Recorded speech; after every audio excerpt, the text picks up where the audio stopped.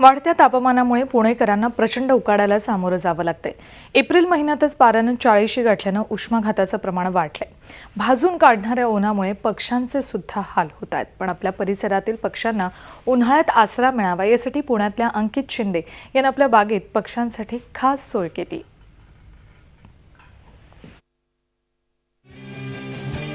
कधी काळी पेन्शनरांचं शहर म्हणून प्रसिद्ध असलेलं पुणे आता मेट्रो सिटी झालंय। इथल्या वाड्यांची जागा सिमेंट कॉन्क्रीटच्या मोठ्या इमारतींना घेतलीये। पुण्यातली झाडं कमी झाली आणि उकाडा वाढला। उन्हाळ्यात तर पुण्याचा पारा 40 पार जाऊन पोहोचला। वाढलेलं कॉन्क्रीटीकरण आणि प्रदूषणानं पुण्यात पक्ष्यांची संख्या दिवसेंदिवस कमी होतीये।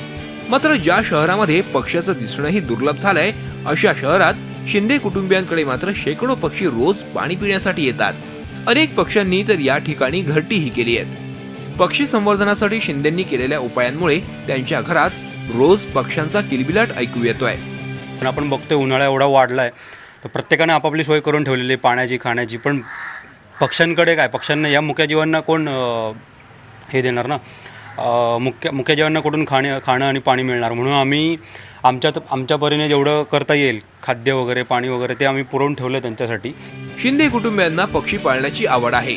मात्र पक्ष्यांना पिंजऱ्यात कोंडण्यापेक्षा त्यांनी आपल्या घरात मुक्त संचार करावा असं त्यांना वाटत होतं। त्यातूनच त्यांनी आपल्या परसबागेत पक्ष्यांसाठी पाणी आणि खाद्य ठेवायला सुरुवात केली।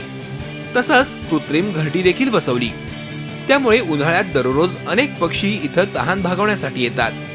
कधीही न पाहिलेले पक्षी देखील येत असल्यामुळे पक्षी निरीक्षण हा शिंदे कुटुंबियांचा छंदच झालाय।